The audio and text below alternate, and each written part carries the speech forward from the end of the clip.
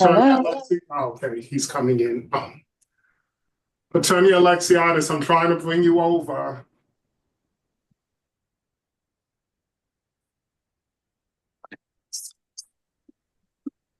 Okay, and I know due to his teaching schedule, Dr. Yarborough has a hard stop just before 5:30. Is that correct, sir?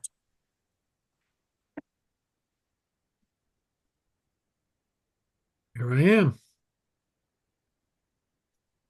Good afternoon. Yes, for 5:30 p.m.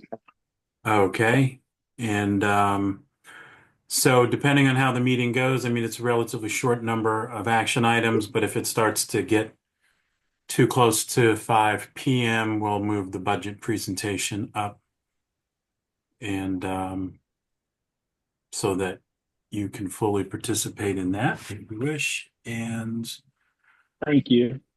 I would just say I anticipate that this is Ms. Rivera's last F&O meeting. Yes.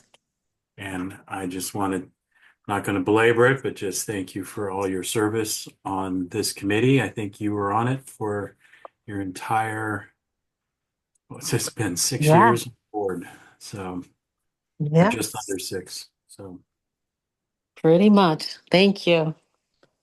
I don't know Thank what you you're going to so very much. I don't know what you're going to do with all your Mondays. I don't know. I'm sure I'll figure it out though. I look forward to having that problem myself. So, but while until that happens. So let's jump in and call this meeting to order. And we'll jump right into the action items. First question is, are there any information only items or anybody has any questions or comments? Yes, one question was for the, I think it's the first item with the business attire. Mm-hmm. Just how many students will be served? I can speak to that. Hi, Dr. Yarborough. It's Jessica Haxey. I believe Kermit Carolina wasn't able to join us, but this falls under Title 4A as one of the approved programs. So that's going to be, I think it's 18 students, and it sounds like a lot for these students, but he's in the process of choosing like the teachers are recommending and the schools are recommending the students who would most benefit from this very extensive program that he's outlined as part of the Title IV grant. And it's basically, you can, I'm not sure if it's written right on the PO, I know it was originally, but it's basically a program that's going to work with these students intensively to teach them about resume skills and computer skills and to really help them to feel that they have a future in the business world. So it is, I understand, like when you look at it, you think that's quite a bit of money for a small amount of students, but Kermit went through the presentation extensively and also the state and explained it to the state as well via me and via the Title IV grant. And I think it sounds like a pretty amazing program, especially if it has the effect that it sounds like it's going to have on these students. And he did some similar work with students last year, and that was the sort of impetus to go a bit further and have something quite intense. Okay, great. Thank you. And it's possible for the money to not go that far.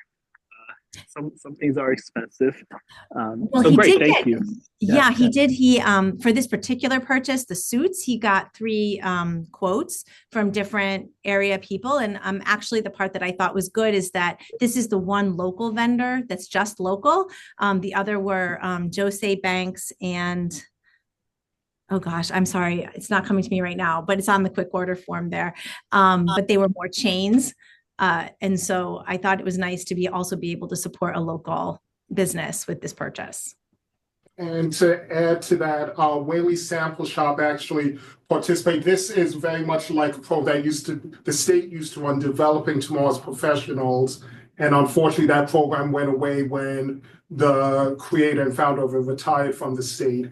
And I was involved with it in another district where all of the young men came to Whaley Sample Shop, was fitted and got their uniform, got their attire for this. So this is very much picking up that tradition. The other shop was Men's Warehouse, and both Men's Warehouse and Jose Bank gave us a much higher quote. So it was nice to see the local business also giving us what I assume to be is somewhat of a break. That sounds really great. Thank you. And I'll ask Mr. Carolina to update you at some point on it. Thank you. Thank you. Okay, thank you. Hearing nothing else on that, we'll jump down into the memoranda of understanding. My understanding is 3.1 is being withdrawn till next meeting. Is that still correct? That's correct. All right, thank you. So we'll move on to 3.2, which is an MOU with Yale New Haven Virtual Career Awareness Program. So, yeah, Miss Natalino's not here. I'm going to talk on her behalf. This is a virtual program that we engage with Yale, with our students, just to take them through some career awareness. It's a long-standing partnership that we've had with Yale. Great, thank you. Are there comments or questions? Hearing none, thank you. We'll jump over to the agreements. There is one, this one with ACES, Ms. Jackson. This is an agreement that we have with our program with ACES that services our students with complex needs in our K-5 program. We service 35 students within that particular program. All right, thank you. Are there comments or questions? My question was related to the timing on this. This is listed as August 29th and we're in February. Could we just, what happened with that? So the original agreement was submitted July 24th. What I imagine is probably the volume at that point in time of what needs to be processed and multiple contracts with this particular vendor. But just so that you know, this was submitted back in the summer. Thank you for that. We certainly have a lot of contracts or agreements with ACES and a lot in that time period too overall. So, all right, thank you. That was my one question.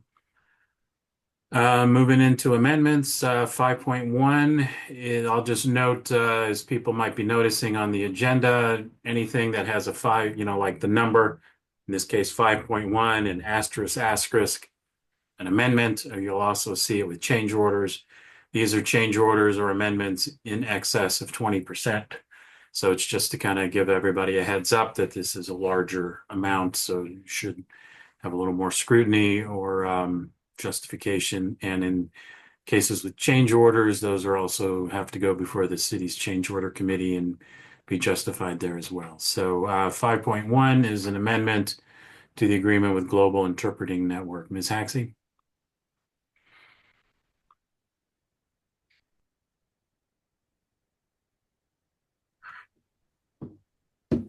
I'm sorry, this is Jessica. Did you ask me a question? I'm sorry. Okay. Yeah, just we're at your amendment already, Yes. 5.1. Okay. And so yeah, so this year I separated out and made it so that this company, Global Interpreting, is the one that the schools are using exclusively for calling parents and things like that. It's not actually combined with the calls they're being made on behalf of special education. And in the meantime, we also, it seems, teachers have really heard about this now, so that when the first agreement we ever did with this company was $8,000 3 years ago. But now every bill I'm getting is around $2,000. So it appears that throughout over the year, we're going to end up spending about $2,000 a month on this. And I can't predict, because what it is it's an open 800 number that any teacher or administrator can call to be able to talk to a parent in another language. And what it seems is that it has caught on. So I had already done an amendment because I sort of saw this shifting, but now it seems that schools are using it much more than in the past, which is a good thing. And we do have the money in Title 4A to pay for it.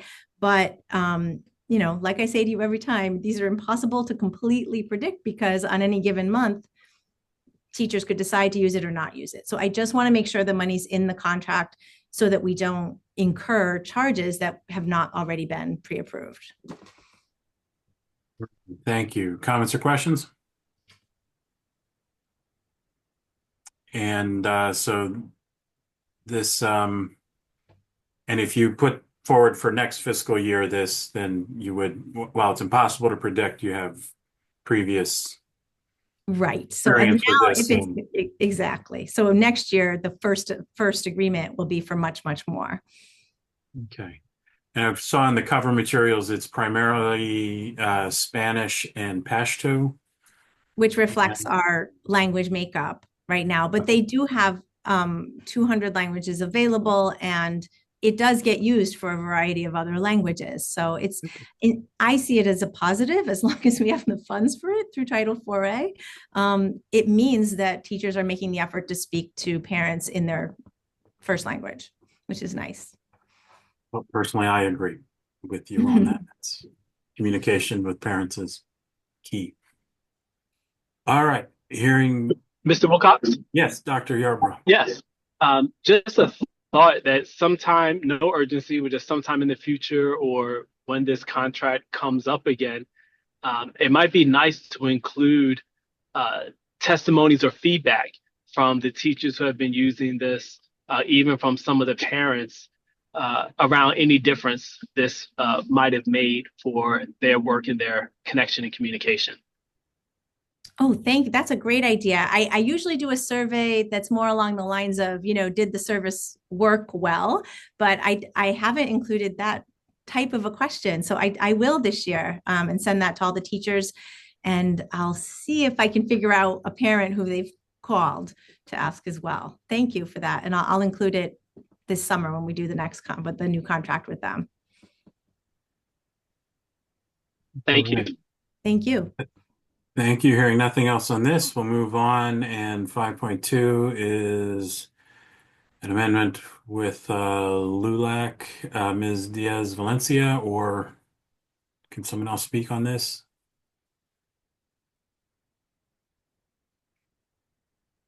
I'll just say this one's pretty self-explanatory. They're adding slots. And these are also, would these be slots that are allocated by the New Haven Early Childhood Council? So these are allocated by that, where the pass-through. So are there any comments or questions on this?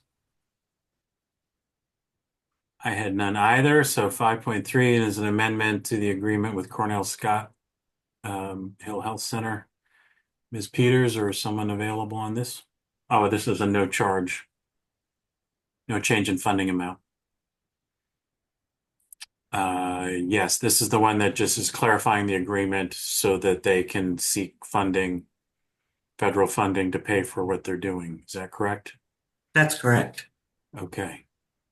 Well, I hope they are successful in getting their federal funding for this. Are there any comments or questions related to this? All right. 5.4 is an amendment to the agreement with Power School. Ms. Jackson?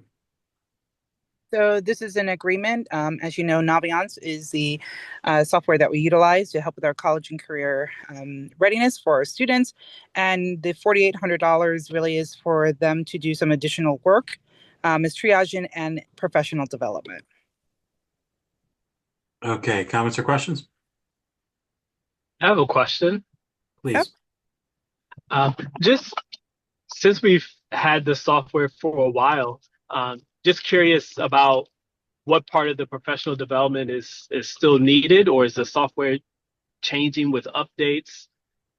Yeah, like I'll give you, for example, there were some issues that they help us to triage where just of recent, I'm just using this as one example, where we weren't able to log in students and kids weren't able to get in. So they spent some time extensively with us to fix those pieces. The additional pieces really just about some of the professional development. So I should say it's their remote consultation, which is inclusive of professional development, and to be able to triage some additional issues. So it's not just the professional development, it's also the consultation piece. And that was just one example, some of the things that they were. Yep. Got it. Thank you. And do they represent the software company, or they're different from the software company? What, I'm sorry, maybe I don't understand the question. Like, this is Naviance, so that's the Naviance, I guess, is the Power School is the larger umbrella. So I just hope I'm answering your question. I don't think I'm understanding it. Yeah, I guess I was curious if this is their own. Well, I wonder It's if like they're their own charging brand. us to troubleshoot. I was wondering if they were charging us to troubleshoot their own software glitches, or if it's something outside of that. It's like user error that they're helping with, or some additional complexities that they're helping to train us on. Yeah, there's some additional complexities, but I will tell you, just full transparency, we've had some issues with this particular vendor in the past where there had been some additional charges. So we have, at least in our mind, we have gone back to this particular vendor because they were charging us for, questions and phone calls. Again, to your point about different, things that are embedded within the software. But, if there are things that are above and beyond just general kinds of, issues, those are the things that they're helping to navigate. I will tell you that we are utilizing this vendor, but we have been seeking out to see whether or not if there's other, alternatives as well in the future, just so Okay. we can be fiscally responsible. Yes. All right. Thank you so very much. You're welcome. All right, thank you. Hearing nothing else on that, we'll move on to the one purchase order. This is with Tucker Mechanical. This is listed as Mr. Salvati, but I see Mr. Aline here. Are you presenting, sir? Yes, sir. All right, please. All right. Thank you, Mr. Wilcox. This is a purchase order request for Tucker Mechanical to continue the repairs to the cross chiller. There is a previous purchase order that was submitted to do an upgrade and a tear down to that particular chiller. After the chiller was torn down, it was found that the impeller wheels need to be replaced, and there were leaks to the refrigerant. And it's about 1,800 pounds of refrigerant that's been lost. It has to now be put back into the system after they complete the repairs. This purchase order for $87,731 is just for the materials, which is the impeller wheels and any components that go along with that, and the 1,800 pounds of refrigerant that's going to have to be replaced. The labor for this has already been, it will already be covered by the previous purchase order that was submitted for the work on the chiller that's currently being done. Any of your questions? Thank you. Comments or questions? Yes, I just have a request for the materials quote or invoice to be attached to the listing, please. Yes. Yes. So I already submitted that prior to the meeting to Selena Manning to have that added. I noticed today that it wasn't added. It's my first day back from being away on military leave. And so as soon as I noticed that, I sent it over to her. So it'll be there for the board. Okay, great. Thank you so very much. And welcome No back, problem. and thank you for your service as well. My pleasure, sir. Thank you. Okay, thank you very much. I had no other comments or questions on that one. So looking at the agenda, that's the end of our action items. So I will make a motion, and that is I move we send the one MOU, which was 3.2, the one agreement, the 4 amendments, and the one purchase order to the full board with a recommendation to approve. Second. It's been seconded by Ms. Rivera. Or is there any discussion? Yes, this went by way too fast. There are no other items we want to add to this. Careful what you wish for, sir, because we will soon be in the season. I know. We need to cut those down and spread them out. But yes, no serious discussion. And I do think that this is one of the benefits of the board making the decision to increase the superintendent's purchasing authority. Yes. And That's true. so, for instance, there were several here that were, like one for 23,000, et cetera. These are things that we would have had to, discuss, and then now it's just we're able to handle those more efficiently. And of course, if we did have any comments or questions, we would have the space and time to ask them. Although it would be after the fact, because it would have already been approved, but we are able to provide a check. Yes, I had to delete a couple of my questions by why is this information only than I remembered. So yes. Okay. But please, we still can ask. This has been a standard for all the years I've been doing this.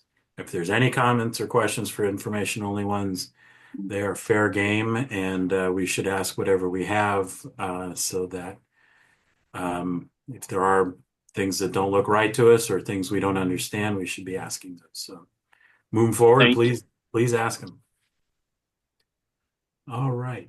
So looking at the time, I want to make sure we have time for the We had budget to vote. presentation. I distracted us.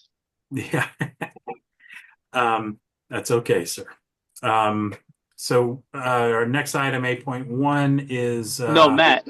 yes. Matt, we have to we have to vote. I distracted Oh, us. you are correct. Thank you. All right, the discussion's over. All right, it sounds like, so we'll go ahead and vote. Thank you for that. Ms. Rivera, Yes. President Yarborough, Yes. and I'm a yes as well. The motion carries. So now we'll jump in to 8.1. Is listed as the monthly financial report. We might want to have this abbreviated to free up time for the budget presentation. So Ms. Hannons and company. And Mr. Wilcox, I was going to Yes. ask if it's okay with you if we move up or budget fiscal year 25 budget proposal, and then we can Okay. come back to the monthly report. That sounds wise. Okay. Thank you. We will do that. We'll move to 8.2, which is our draft FY25 draft budget presentation. Great. Dr. White should have mentioned that to you so that you could queue up the presentation.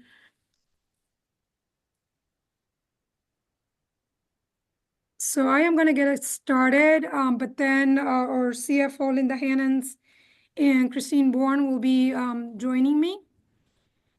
Today, we want to take an opportunity to begin the conversation in regards to the draft of our budget for fiscal year 26. Before I do so, I want to ground us on our path to excellence. As you may recall, last year, we worked collaboratively with our stakeholders to develop our path to excellence, which is our 5-year strategic plan.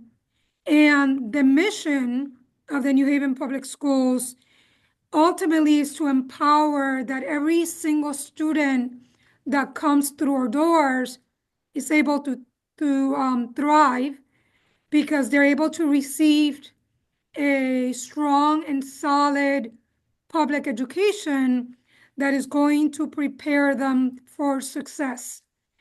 In order to get them there, of course, it requires equitable funding. And thus, again, today we are going to talk about initial conversations on what it takes to be able to do so for our students. In our next slide, the objectives here is that we want to ensure that we are not only creating, but also implementing a budget process that is transparent so that our constituents understand what's in it, what is funding, and ultimately that they understand that we are looking to ensure that it is equitable and that it is site-based to ensure that we are supporting the instructional core, while at the same time, we are trying to be fiscally responsible and aiming to get at a balanced budget. What we are going to be presenting to you this evening reflects a true cost of operating our district. We're aiming to also create a team support system to ensure that there is resource planning and, again, strategic allocation so that the work that we do and that we are carrying out aligns to the priorities that we heard from our stakeholders and that were ultimately became part of our path to excellence. Know that our priority always is to direct the resources to the classroom learning environment. And that again, I want to reiterate that this is just the beginning of the conversation. This will be a work in progress, and that we also want to ensure that we are engaging the community in this process through community forums as well. So who are we talking about? In the next slide, just wanted to give you at a glance view. When we look back to our official enrollment, and by the way, in Connecticut, official enrollment, it's when the state takes a look at the October 1 enrollment data. This is what we're funded for. So on October 1 this year, we had 19,134 students in 41 of our school facilities. Here you have the breakdown of the levels. You also have the breakdown of the demographics of our students, and also wanted to give you a view as to the needs, right, that many of our children have, and that in ensuring that all of them are prepared for success, we do always think about their education in terms of how we can go best to meet their needs. So here you see the number of our students who are multilingual learners, students who have been identified, students with an exceptionality or disability. We're very proud of the diversity in terms of not only culture, but linguistic ability. So there you see 78 languages spoken. And we also know, right, that we are one of the 5 major cities in our state, and cities and urban environments tend to be, have a high level of need as it relates to poverty. So here you get a view into our poverty levels when you consider the number of students that qualify for free or reduced lunch. That is where you see that 75.5. And also the fact that many of our families and students continue to struggle with housing security. And here we lifted for you the percentage of students that are dealing with homelessness. In the next slide, I want to show you every year as the budget is presented, the requests are made and the allocations are made. I wanted to unpack that to make sure that when we are looking at numbers, to really think about what is it that we are funding for New Haven public school students. So I wanted to give you a snapshot of what that learning experience entails. So right now, if I start here to the left, I'm labeling this, right, or keys to student success.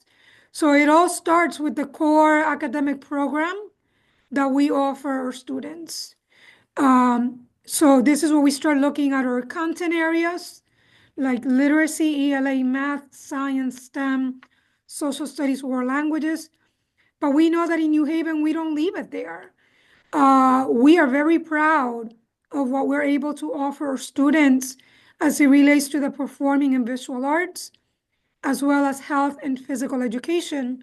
So I'm giving you again a snapshot of what it takes in terms of resources to be able to bring about that core academic program that we are so proud of. In addition to that, again, going back to meeting the needs of our students that you saw in the previous slide, we are also very proud that we think about how we integrate instructional models to make sure that every child is able to have an opportunity to succeed in terms of that curricular programming. And that is why there are continuums that are built out both for special education as well as the continuum that exists in our district for bilingual education in serving the needs of our multilingual learners. So I gave you a little view into the different programming that are currently funded both for special ed and multilingual learners. We also know that students learn at a different pace, and often children require additional supports, not only academically, but also behaviorally. So it doesn't end at just offering a core academic program, that we also have to provide support as it relates to the intervention and the enrichment that children may need. So I gave you some samples here of what that looks like. For example, you could hear about things like literacy intervention, like in the form of a program that the district has done for many years, like Read 180, math interventions that are embedded, and we utilize iReady that provides some interventions for students. But even when we look at the behavioral side, in the interventions that come in the form of youth coordinators or ISS coordinators, all of those are interventions that come about for kids. We also know that we teach the whole child. We don't just consider the academic needs of children, and that is why we are very proud that we pay close attention to the social and emotional supports that are needed. So right now, over in the past, this current year, the budget is able to fund school counselors, school psychologists, social workers, even contracts that we have when we're not able to find all the personnel that we need in these particular areas. We're proud to have a restorative coach that is able to support our schools across the district in doing that work as it relates to behavior. But the support of school community care coordinators, the fact again that we have health centers inside of our schools that are able to provide not only support to our families, but also clinics that support students.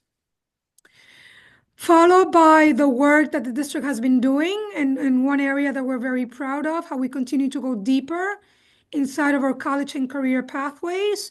And that entails a range from advanced coursework that may come in the form of dual enrollment, concurrent enrollment, advanced placement. So again, a lot of partnerships that happen with our colleges and universities, but also the career pathways that we have been able to build out. Last spring, you may recall, we did the ribbon cutting for BioCity.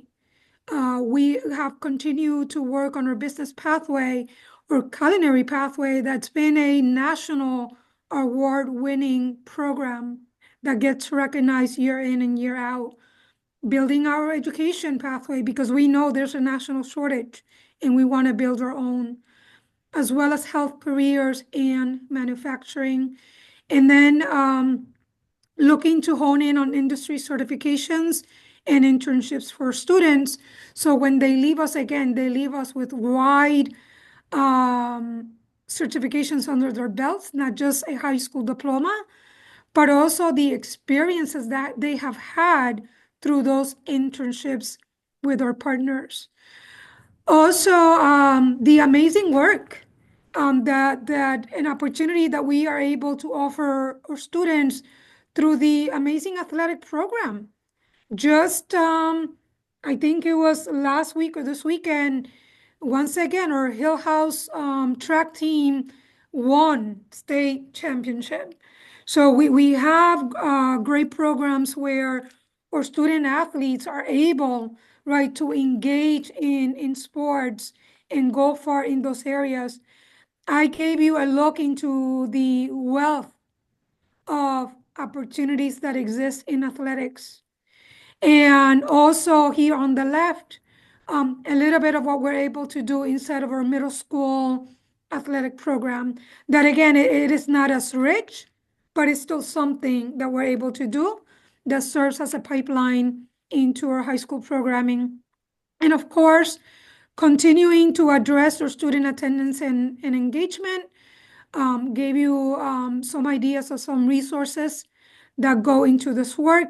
And last but not least, in the education field, we all have to continue to invest in our learning from all levels of the organization to ensure that we're able to bring about the best practices to meet the needs of all of our students, to build capacity of all of our teaching staff and our management staff, so that we can always continue to be at the cutting edge of the field. So again, this is a snapshot, not comprehensive.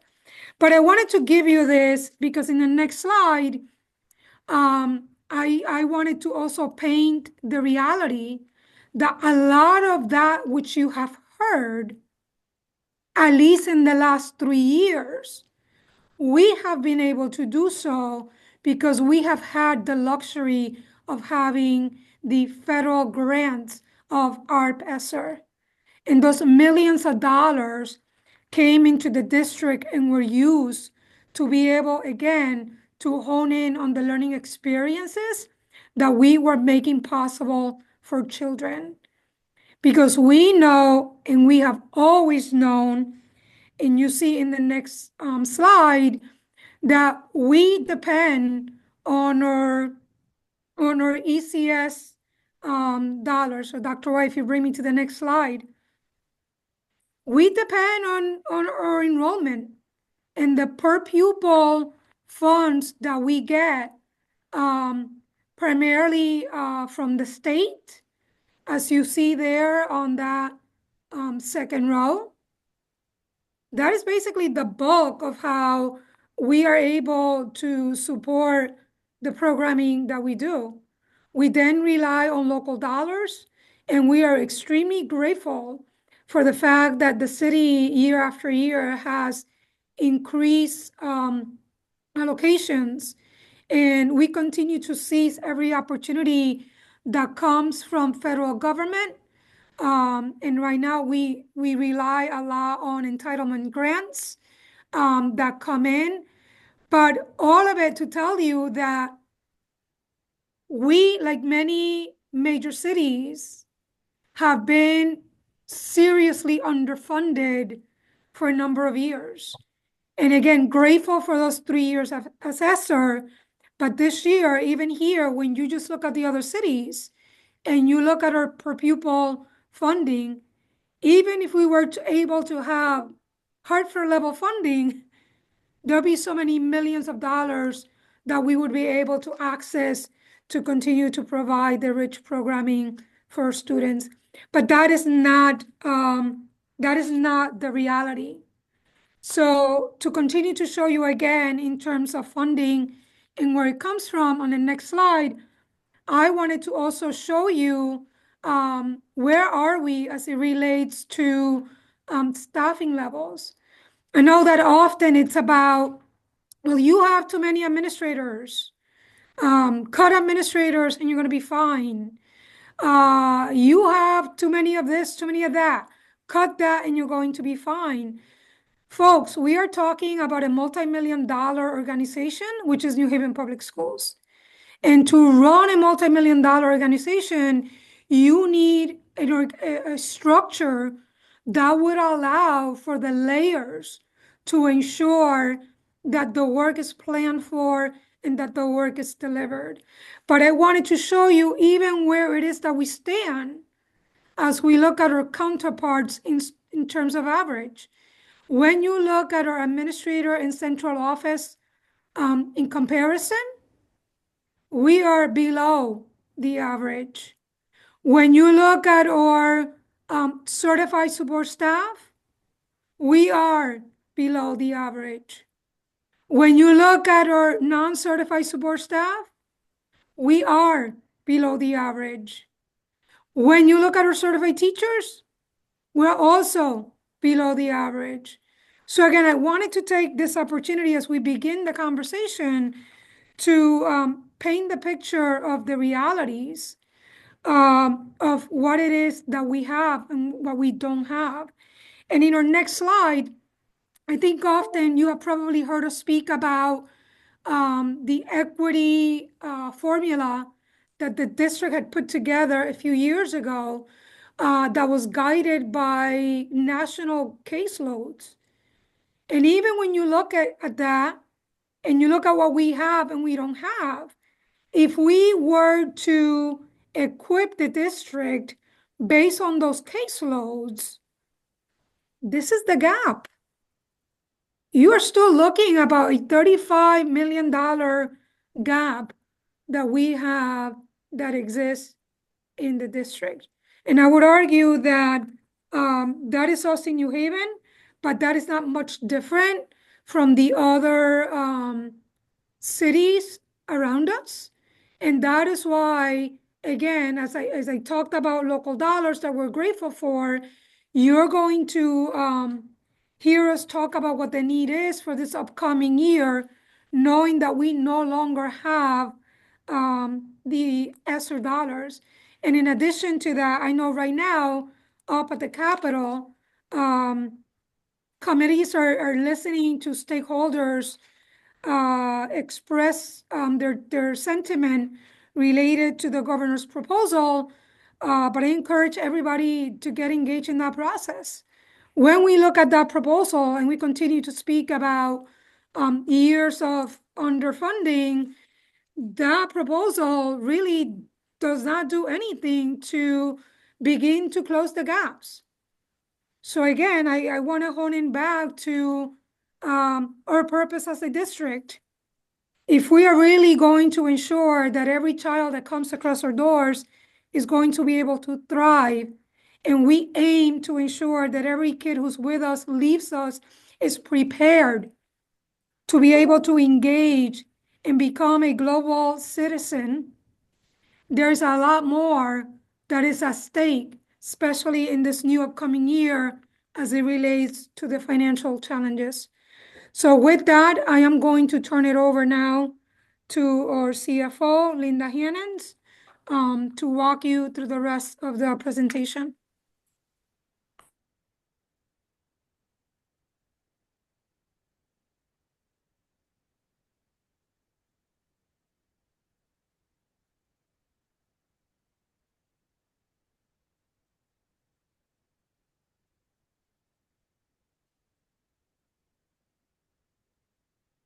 You're muted.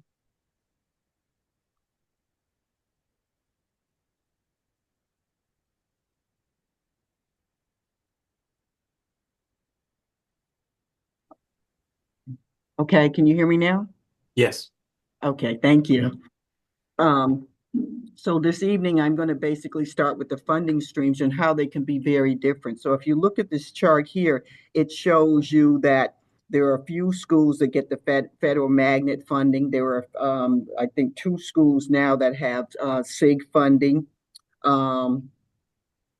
State SIG funding rather, and then you could see the Title I funded SIG schools.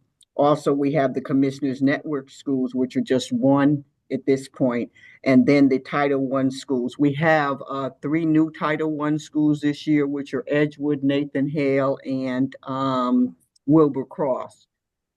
And then also I'm showing you here the multilingual students.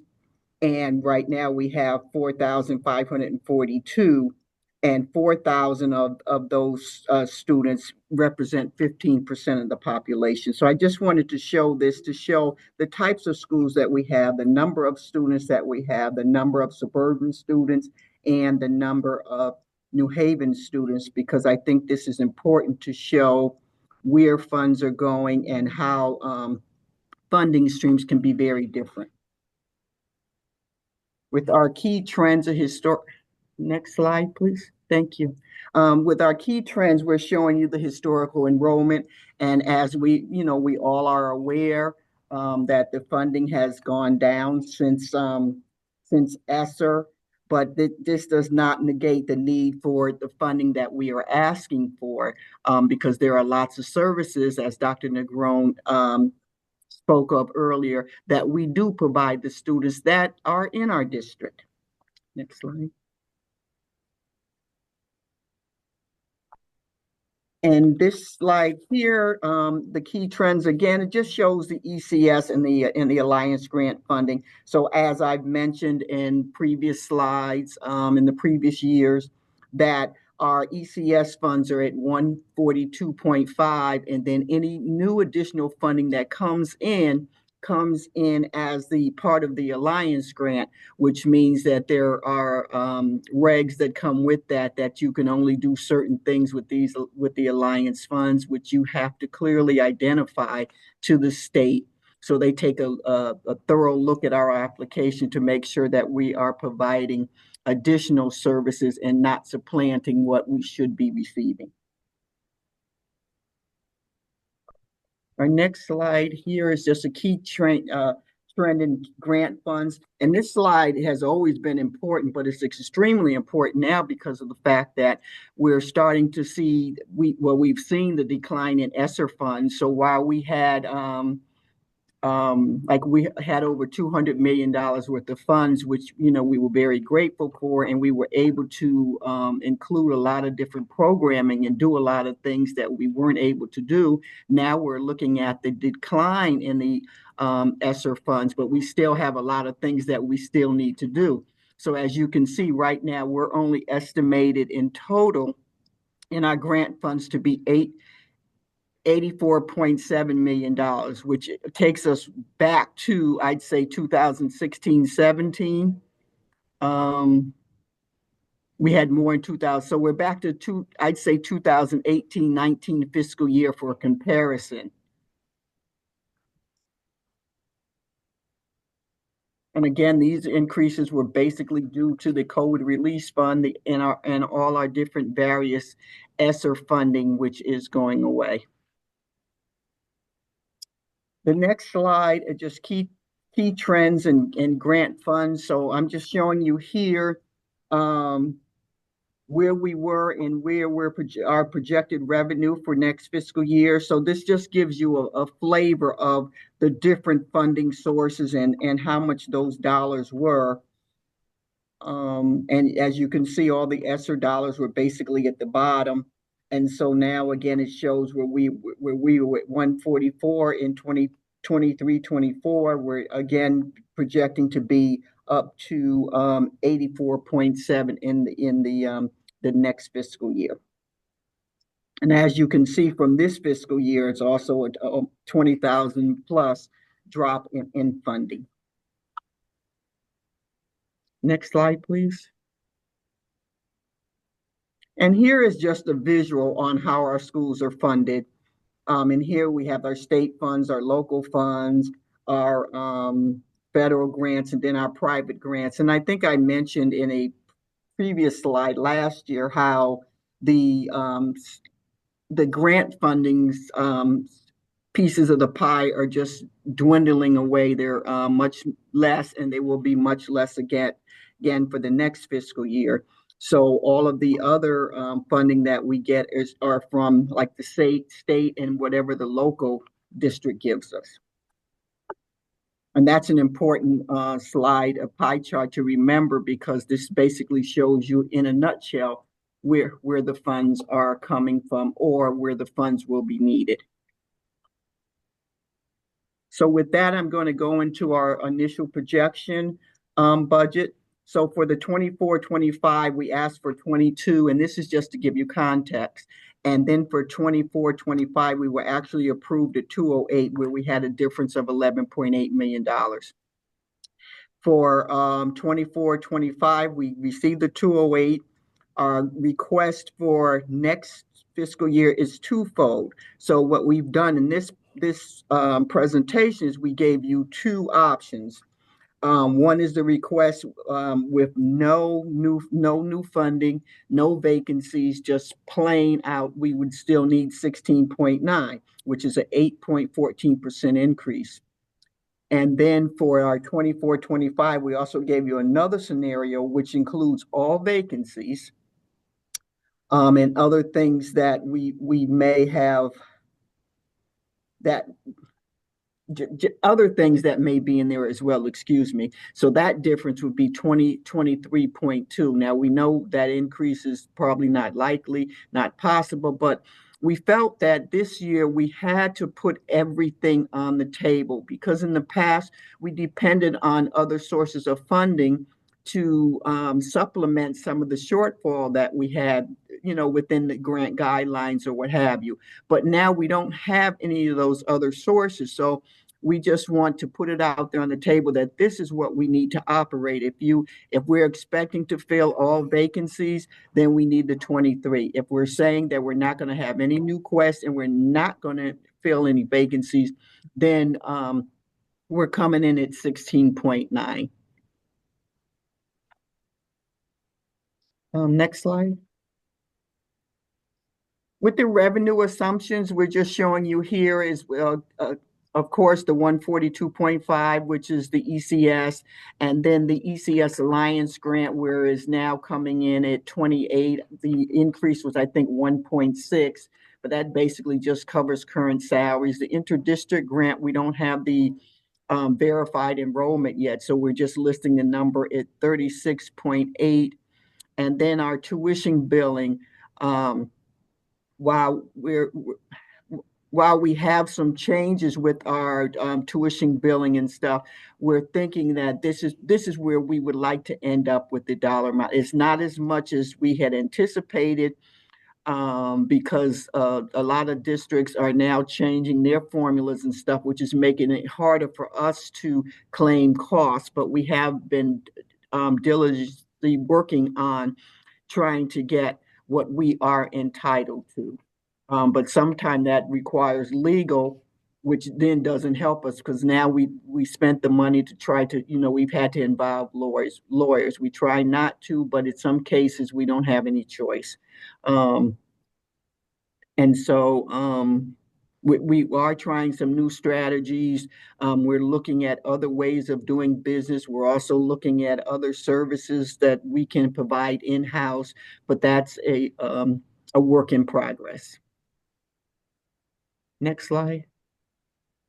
So here is our proposed budget, and here you can see that this is the one. Is this the one that for the both of them?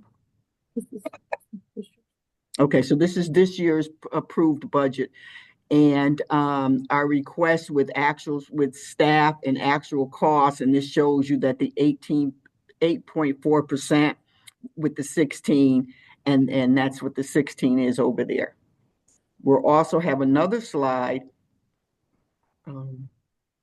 So if I may interrupt just for a moment, because I'm noticing the time, and I know Dr. Yarborough has a time commitment, and I know you're not finished yet, but I was just wondering if he had any initial comments or questions that he wanted to point out now or not.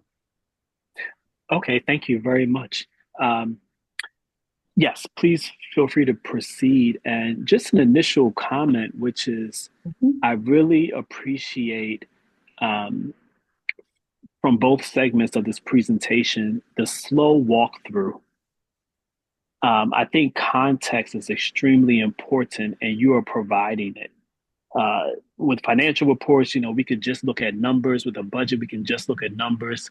But as you've been talking, I've been picturing our district, our services, our students, our various schools, and what we provide, and all the staff involved. So just in terms of the presentation, thank you very much for just to slow down the walkthrough, the comparisons that allows us to understand not just the comparisons in time, but also the comparisons based on other districts within Connecticut. So that's just my initial comment. Just thank you very much for this. Thank you. Thank you, Mr. Wilcox. I must say this has been a team effort, so I want to make sure that everybody gets credit where credit is due. This was a lot of work. Okay, for our second, where are we now? 8. Okay, so where the budget request for the first budget request was for the 814, the 8% increase, and you could see the line items that were that budgeted. Now, I must say something because we get this request a lot, so I think I need to clarify it now. And that is that the approved budget that we have, so when you look at things and you'll say, oh, wow, this went up by this went up by this. Our approved budget is always based on the amount of money that we received that was approved by the Board of Aldermen. So to put that in context, if you receive $10,000, but you have to put, you might have needed 20, so to speak, you can only budget $10,000. That's all you can put on the Munis report, so, or enter into the system. So I wanted to clarify that. So when people say, oh, well, I see this line, but I know this is not enough. This budget here is all that we had to work with on the general fund side. So I wanted to clarify that because we do get questions, oh, well, why is this? And it's like you get an amount of money and then you start subtracting. So you try to budget it where it's most appropriate. But then again, everybody is not going to get the actual amount that they most likely need to operate because we don't get the actual amount that we need to operate. And to emphasize that a little more, if you go back to one of the other slides, you'll see where if we ask for one amount and we receive a second amount, then the difference we just don't have any place to put the difference because we just don't get the difference. So that's how we budget. We budget up to the point that we're allocated. So with that, I'm going to go to the next slide. Which, as Christine's pointing out now, these are the estimated numbers based on that other slide, the slide that we had before you earlier. So this is just an eyeball so that you can see the numbers in pie format or in color format, so to speak. The next slide, please. Okay, so now that we're showing this year's slide, which is with the estimated expenditures, and as you can see, general funds 24-25, which is now, this is our budget of 208, and this is how we allocated all of the various funding. The other costs of transportation, instructional, part-time, operational plant, and then our full-time personnel, which is well over, I think, 118 million, which is 57.2% of the cost of this 24-25 budget. Next slide. And then here is this slide here is the budget request again for 24-25-26, and this one is with the vacancies in it. So you can see the 11.15% increase in the cost. And again, the same things we use to say what we had the current budget. If we filled every single position, listed all the vacancies, then this is what we would need, and the increase of cost would the increase from 24-25 would then be 23.2. Next slide. And here it is again, 25-26, just in pie chart form to show you that we're at 57.7% just for full-time personnel alone. And then our next biggest cost would be our transportation, instructional, followed by other and part-time personnel. What we also did in next slide, I think it's coming up. Okay, this is still a budget comparison request. This here is the budget request side by side. So you see the 208, and then you see the 16 that we're asking for, and then the 22, and that's 23. And this is just a slide to show you in comparison what they look like side by side, which may be easier for some people to read. Our next slide. Our next slide here is the proposed budget 25-26. And all we did here was to make it easier for folks to read is to put the categories that we've listed on the charts and on the graphs, and then tell you what is in those lines.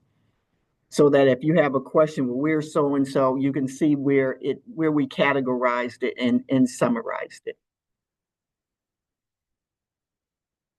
Okay. Next slide. Next slide. And then our notable cost drivers are basically our general fund costs are personnel, out of district tuition, and transportation. All of our full-time staff are part of collecting bargaining agreements, and we have negotiated quite a few agreements last year, and we are still negotiating agreements this year. But for our largest bargaining units, we have the teachers, and then we have the administrators, we have the paraprofessionals, which are still in negotiations, and we also had management. So we just given you here the actual percentages of the increases. All other salary changes are still in negotiation, which would be food service and any other unions which are not identified above. Our contract for transportation is anticipated to go up for a 2% increase. We do have price escalation as spelled out in our long-term agreements and contract, which are your building maintenance. Oh no, don't tell me the computer's going to stop. Okay. Price escalation, long-term agreements and contracts. Also, we have escalating special education costs. And then we also, I thought that it was important to identify that we have an increase for our one charter school, which there are no negotiations in terms of the percentage.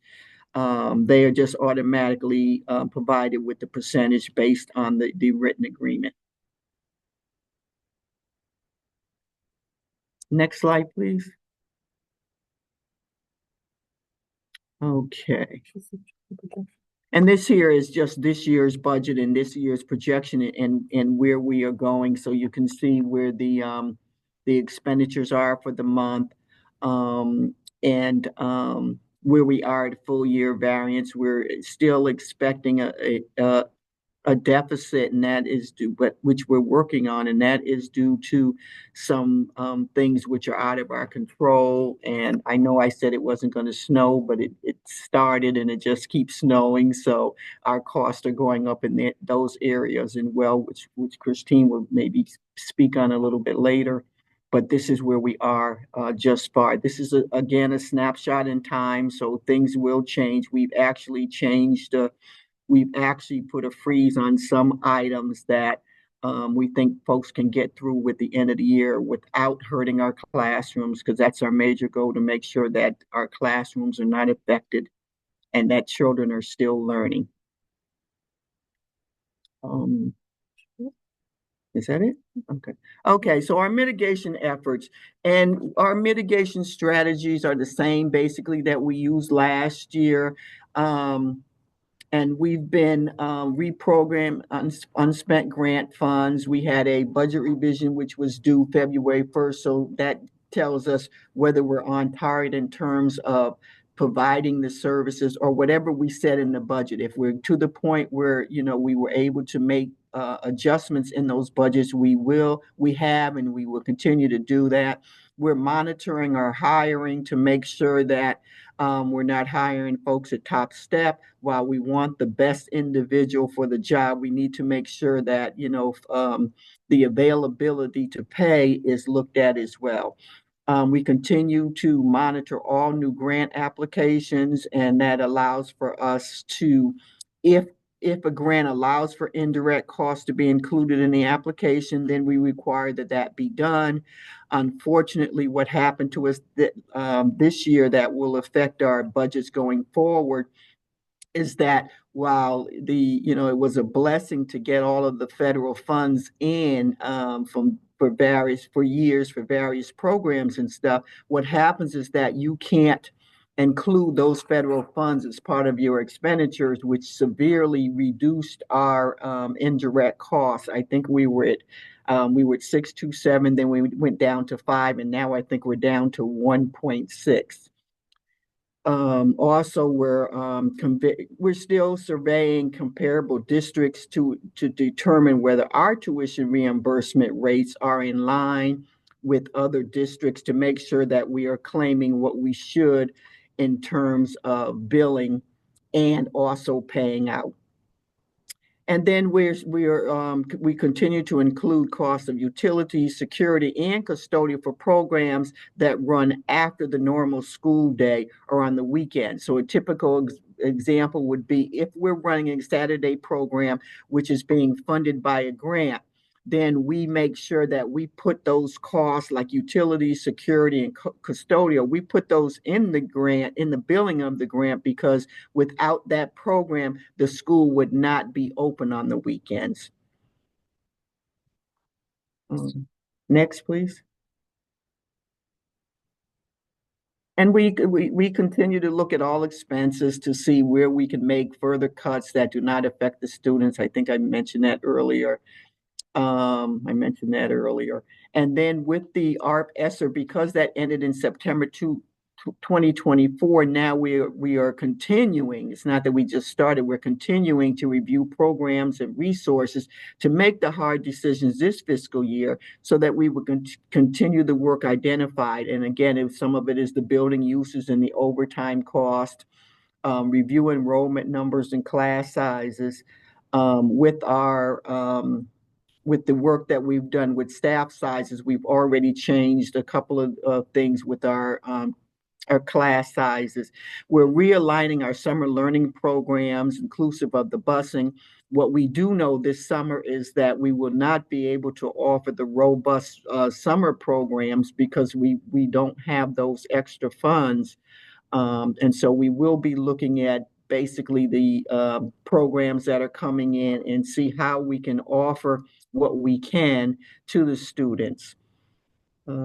Part-time, we're looking at part-time staffing and to see whether they're classroom facing and exactly what part-time staff is in each school to see whether we can repurpose that staff in some way. And then we're still looking at enrollment as in the interdistrict schools, because if we're not meeting enrollment, our revenue is reduced as well. And then we're also looking at a consolidation of bus routes wherever possible. So as you can see from these slides, we're doing a lot of work in terms of what we have, what we can kind of shuffle around, and just basically making sure that, again, that students are being served to the best of our ability, plus some. Next slide. Now, this sheet here is just our budget timeline. So this is our first preliminary budget to the F&O administration. We want to get your feedback because I know we can't present both budget to the board, but so we're giving you the two options on purpose so that we can now figure out, okay, what are we going to do and what are we actually going to present going forward.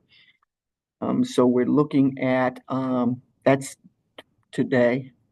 Yeah, today's the 26th? No. Oh. Okay. Oh, okay. I'm sorry. And then Dr. Negron will be speaking to the principals and administrators on February 26th to basically tell them where we are based on our presentation today. Next slide, please.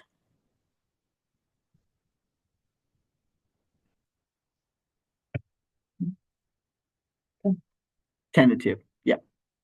And then again, what we don't know is the effect of uncertainty in Washington on our current and future funding, our effect on decline in enrollment will have on our grants. We do have some entitlement grants that are driven by the number of students and free and reduced lunch and all of those other things. So we don't know if those things change how we are going to continue to be funded. We have costs due to unfunded mandates, increased costs for healthcare and other benefits. Of course, the impact of inflation on goods and services. And we could probably use the eggs as an example. And then increasing costs of our special education services and outplacement.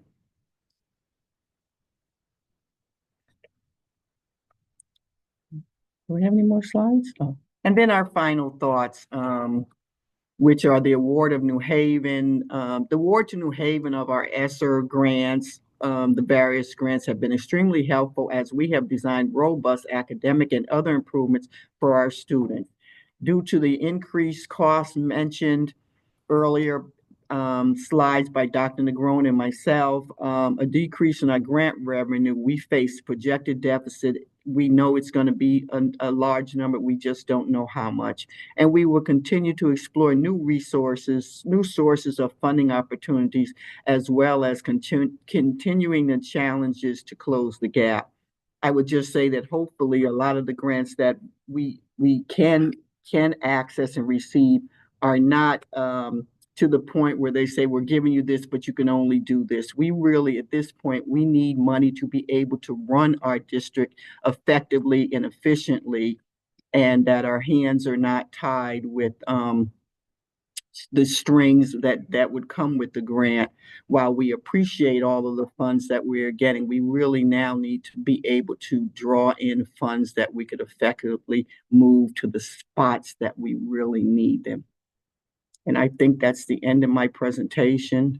And while I have Christine sitting to my right, I want to thank her for all of the for all of the hard work, and the staff in general, because this was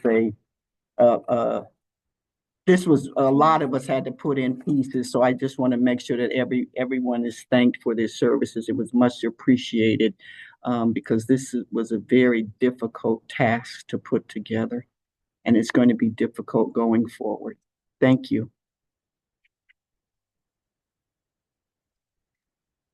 All right, thank you very much. Are there comments or questions?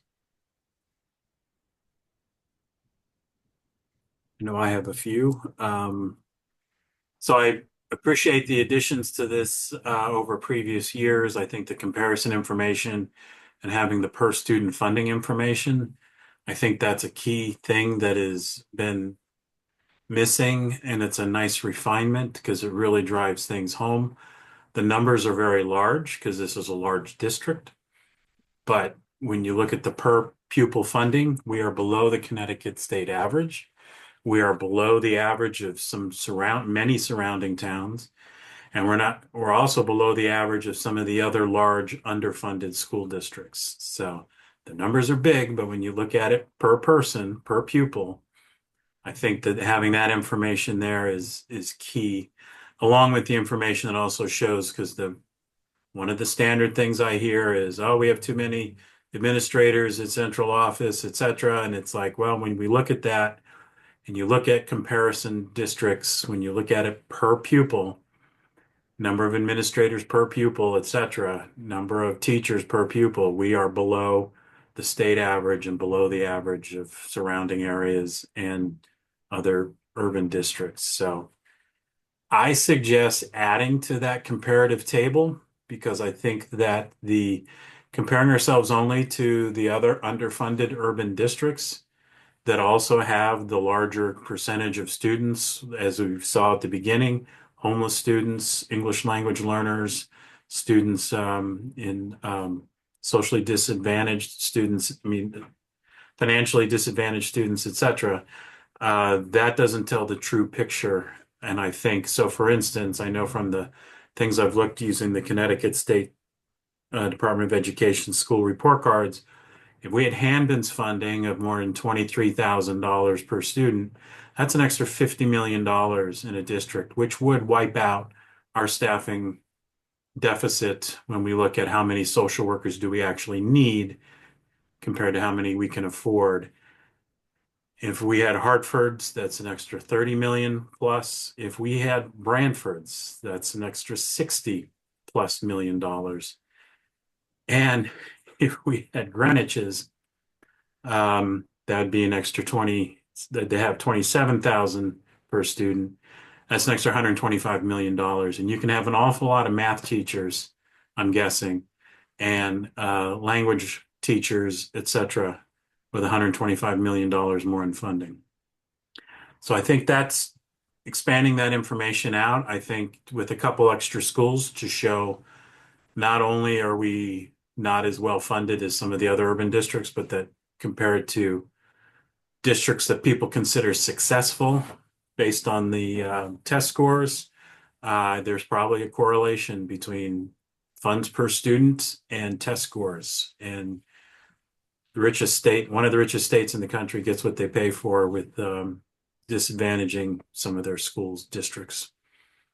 So I think that's a great addition. I think it's important to the one thing that I found a little bit confusing was the differentiation between the two budget plans and having the slides that kind of say this versus this. And I know from your comments that the intention is to have one to go with. And if we're going to have one to go with, I would pick the one that better meets the needs, which is the higher one, understanding that you never receive more than we ask for. We never receive what we ask for, but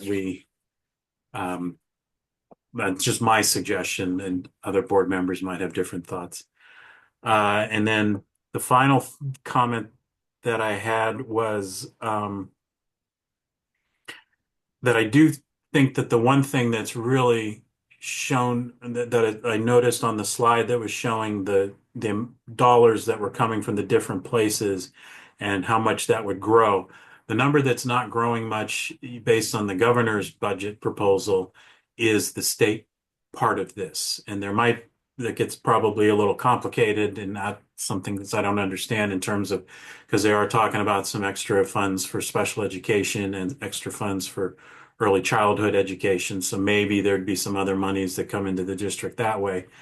But the big thing there is that while Connecticut is one of the richest states in the country, New Haven is certainly not one of the richest cities in Connecticut. And so for New Haven to make up the shortfall of educating some of Connecticut's socially or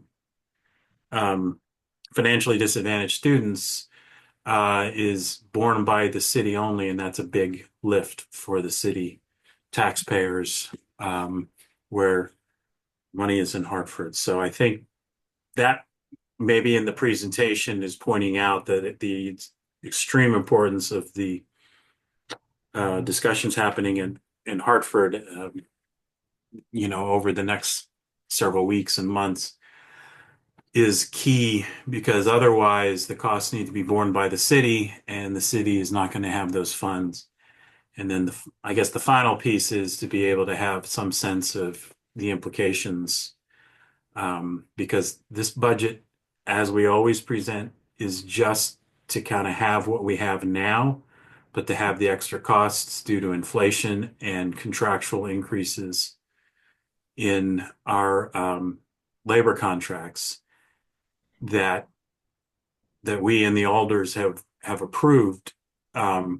That's just so if people are really happy with the state of our buildings, this is not an increase in the maintenance costs. This is just continuing the Band-Aid approach that we are forced to do on so many areas.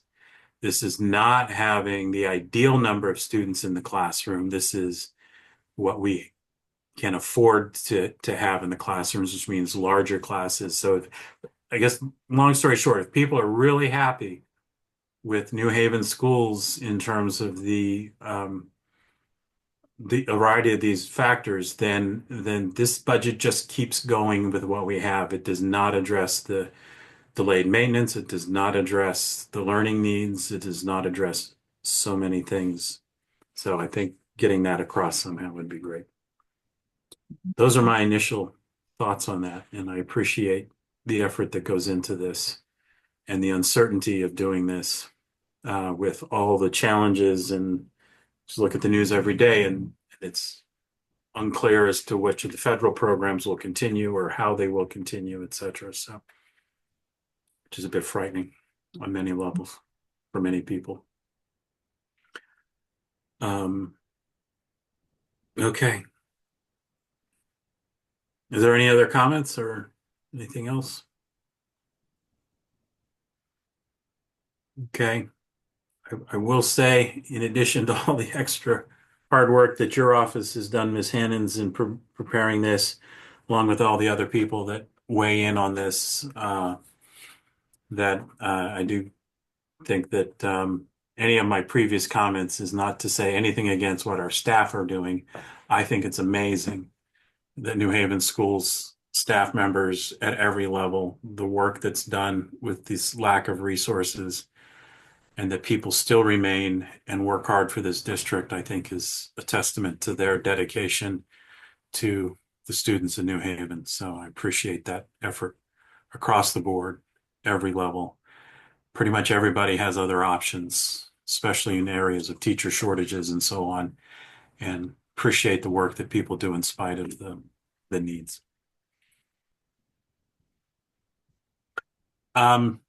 I think unless it's pressing, we could put the monthly financial report onto the next meeting, unless we need to go over it tonight. No, I don't think so, because it's in the presentation as well. So I think if anybody has any questions, it is part of the presentation. I think one thing that could happen that would be helpful is it's not posted currently. So after this meeting, I know we'll have questions about the draft budget presentation being posted, and if the monthly financial report was posted, then people would have it. And if we had any questions about it, we could look at it next time. The next thing on the agenda is a part-time custodial update. Is there anything on this item? Yes, Mr. Wilcox, I'm going to ask that Dr. White share the timeline I put together, which is an updated one from the one several months ago.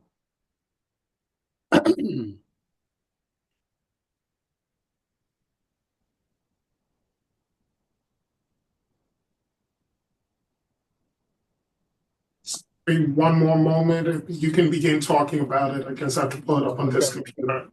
Thank you, Dr. White. Well, I'd like to give an update on progress we made on the current contract.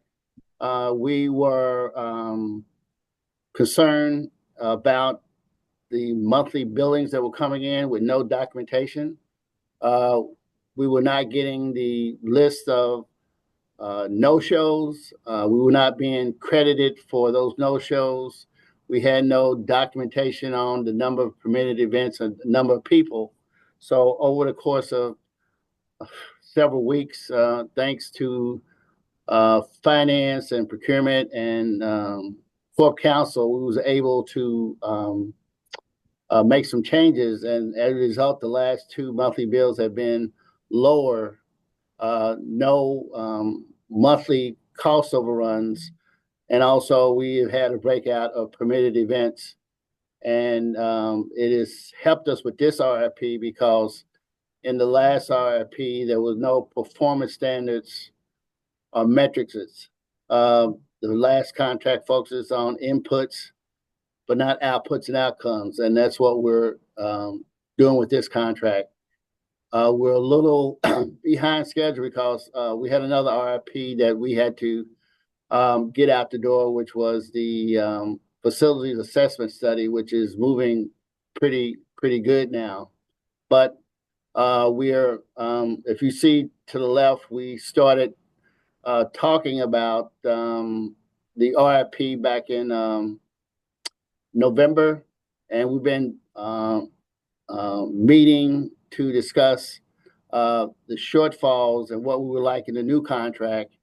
And we met basically since mid-January up until last week on the contract and what additions are going to be in the contract. And we plan to post it on OpenGov on Friday, February 28th. We're going to have a pre-bid meeting on March the 6th, 2025.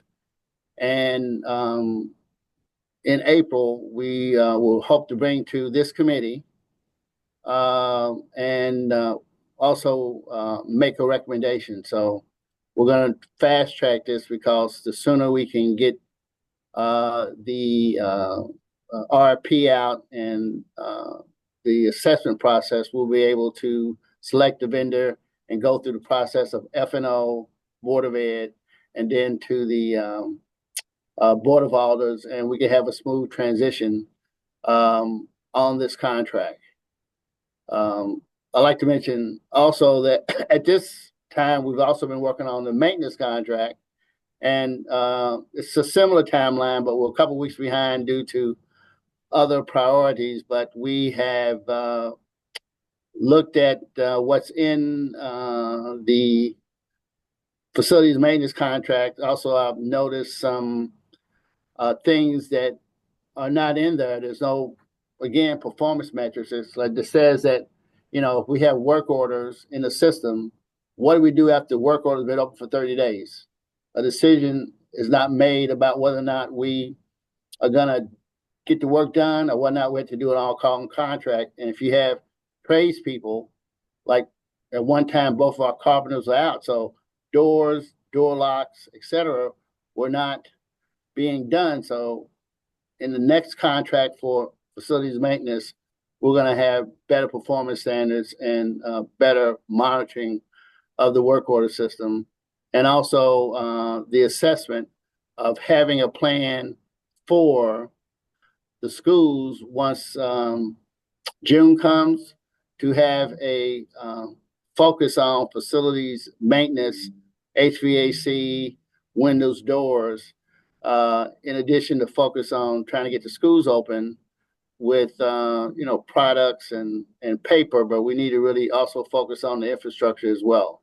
So I'm really excited about this RFP for custodial services, as well as the upcoming one on facilities maintenance, which we'll probably have at the next F&O. But I don't have anything else to elaborate on, but I'm looking forward to putting together a committee so we can get the best firm and get not only a good price, but also good quality as well. Great, thank you. Are there comments or questions? Just say thank you for the overview. Seems quite thorough, and the particularly as Ms. Hannons was talking about, with the increase, it keeps snowing, saving some funds in the part-time custodial might be helpful in other categories, because I imagine we might see increases there. So appreciate that and the update. And if the slide that you just showed, if it could be posted in the meeting materials for this meeting, I would appreciate it. Thank you. We'll do that. All right. Our final items, we're down to the end here. One is the discussion calendar. So we'll just note that the upcoming things, if there's problems or issues with any of those, please let the committee and Dr. Negron and Ms. DeMeo know. I will also ask that we add to our next meeting, understanding that Mr. Carter, who's been very welcomed here, his time with us is drawing to a close soon. So maybe we could have a update on the next discussion item, or in the next meeting, a discussion item on what's the next steps or the plans for the operations side for the top management there, and how we're going to be moving forward until we have a permanent replacement. So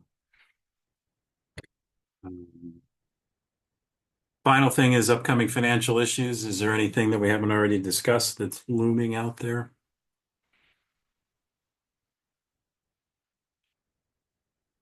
Hearing nothing. You're trying to Sorry, Mr. Chair, I was trying to get off mute. Okay. I just want to let the committee know that there are a few things coming up. We did mention the snow. We are at maximum on that line in the general funds budget, and we'll be coming forward looking for at least a 20% increase at the next meeting. So to be on the lookout for that, which will then cause a strain on landscaping. So we're working on how to shift some funding to support landscaping in the spring, as that is the same line that's used for snow and landscaping. The other thing there are some invoices that are coming in that crossed over for facilities for the 2 fiscal years. We thought a change order went through that didn't, so you'll be getting a request for a $23,000 painting that already happened, and a few cleanup that crossed over because of the end of school and work being done in June and July. So that should come up at the next meeting as well. Great, thank you for that. Maybe in addition to, maybe we need some extra funding, Dr. Negron, for goats or something. Maybe we could expand the, the FFA program at Sound School to move from lobsters to in aquaculture to goats that we could have it take around all our different schools. The lobsters aren't working for you.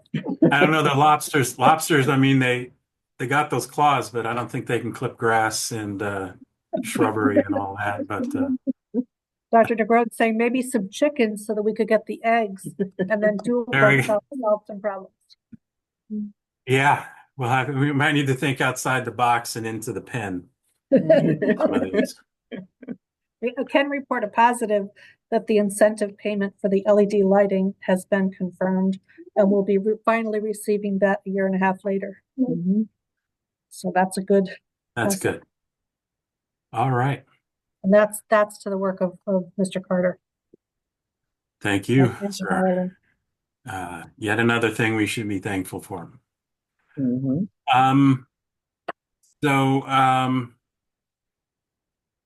Let's see here. That's the end of the agenda. Is there a motion to adjourn? So moved. Your last motion to adjourn, and I second it. How do you vote? Yes. And I'm a yes as well. We are adjourned. Thank you, everyone. Thank you.